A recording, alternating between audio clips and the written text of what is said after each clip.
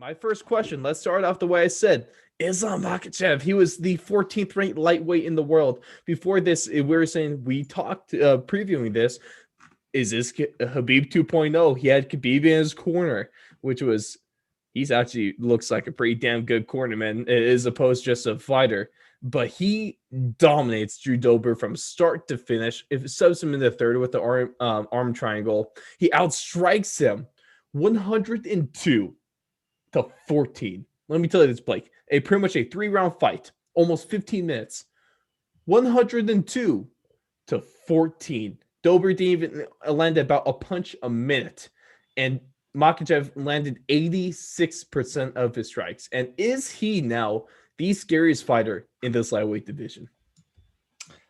I think so, without a doubt. With just judging on his fighting style, I think it's that Khabib style. No one really found an answer for that, even when Khabib was, still active. I mean, I guess who knows if he's gonna not be active, but still, that's kind of the matchup that I feel no one's gonna want now. And what was Dober 9? Dober is 15. He's 15. Okay, so Islam was like 13, right? He was 14, 15. Okay. So yeah, he's gonna be inching up now. There's gonna be guys that'll have to take that fight, and he's just gonna like inch by inch, kind of like the Khabib route. He's gonna go from 14 to 12, from 12 to 10 to he's eventually gonna get those fights that'll let him move up the ladder a little bit. And then I think once he gets that chance for a championship fight, it's gonna be really tough for someone to beat a guy that fights the way that him and Khabib and guys from that area of the world fight. It's a scary kind of style that they have because it's very technical and it's at a high pace and it's just constant pressure. That feeling of constant pressure is like having like an elephant sitting on your chest. Dude. It's just always there. And that has to be a scary thing to think about if you're trying to go up against a guy like Drew Dober. First off, I don't know how he got out of that armbar that he was put in the second round. That was impressive nonetheless, but that was probably the most impressive thing he did all fight. Oh my God. Someone's got to figure out what to do against these freaking Dagestani boys, man. I'm tired of seeing these guys just ragdoll people. How do you beat the Dagestani handcuffs? Like there's gotta be someone out there that has some type of answer for this. I don't know. Here we go, Blake. Sorry, I just had a breakthrough. The saying for this, or the title of something, the key to the Dagestani handcuffs. Oh my goodness, that's clever devil. Isn't that just perfect? And now we gotta talk about who he's going to fight next, because you're talking about just like inching his way up for this. I don't think there's any inching with this. He goes right into the top 5 opponent next, and he should fight at least Tony Ferguson, and he should wipe the floor with Tony Ferg. I mean, I don't know about the whole top 5 right away. I think he could still be built up a little bit because, I mean, let's be honest, he's not an exciting guy. The way that he fights, the way that Khabib fights, it's just not exciting. If you think that's exciting, then I don't agree with you.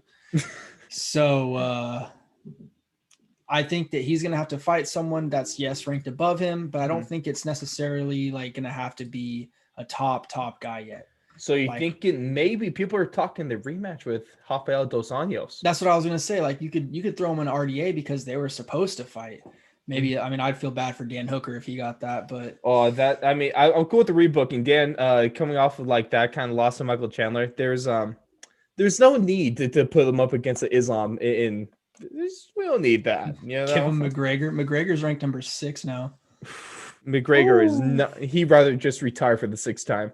Yeah, he wouldn't take that fight. Hell no, he doesn't. But yeah, it's tough to say who he fights next. I do not mind that RDA fight, but I could also see them going the Iaquinta route or the Fajeda route, or maybe even the Kevin Lee route, because Kevin Lee and Khabib had some beef. No way Iaquinta take this. He goes just full time into selling houses. Yeah, I thought he pretty much was already there. Yeah, right. And so he's definitely going to be there. Now, I know you want to do this whole slow burn because he's not exciting, but I think if you have dominance like this, I want to see him get thrown into the Sharks. People are trying to talk him up. He's saying that he can't, so let's prove it. Honestly, I like the Tony Ferguson fight. I want to take it up a step. I know it might be mean to do it to this fighter, but I truly believe that right now, Islam Makhachev has what it takes to beat Charles Oliveira, the number 3 ranked lightweight in the world. I just think you're going way too fast with this guy, dude. Like, he's just not exciting. Like, please tell me how much you would pay to watch Is Charles Oliveira Islam exciting too? Makhachev.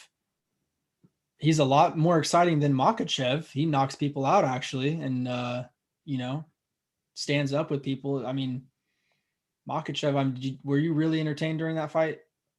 No, I wasn't entertained. I was just impressed and I was a little gonna say, scared. yes, I'll agree. I was impressed. Absolutely. And that's the same feeling I kind of had with Khabib. It's like, it's impressive, no doubt, but it's not weird what you something do that's with going to these move fighters. the needle. It's a weird way because you have to find a certain way to market these guys. I feel like that has to be the hardest part about these fighters is marketing. It helps them. these guys too when they have nations behind them. You know, like that, like Conor McGregor. There's not many Irish fighters right now, I think, in the mainstream. So he has like basically a whole nation behind him, backing him. Habib and the Dagestani boys, like they're gonna have all of Russia behind them. Like all the Middle Eastern people are gonna be probably rooting for him most likely. So yeah, I forgot where I was going with this, but he's just that's how you market him. I don't think Makhachev needs to be given these high profile fights yet because like there's still so many stories left to unfold in that top 5 right now. Like let's settle these stories up in the top 5 first, and then Makhachev come because dude's fought once in 2 years, man. Like come on, give me a break. This guy needs to fight a top 5 guy, Ross. Come on. I think I like the Tony Ferg fight. I don't like the Charles Oliveira fight. I don't think they should fight. I just want to say right now that he would beat Charles Oliveira, but I don't think they make that fight. I do think they make the Tony Ferguson fight though. But if they do make that fight, I feel bad for Tony because he doesn't deserve that. Like same thing with Charles or with Dan Hooker.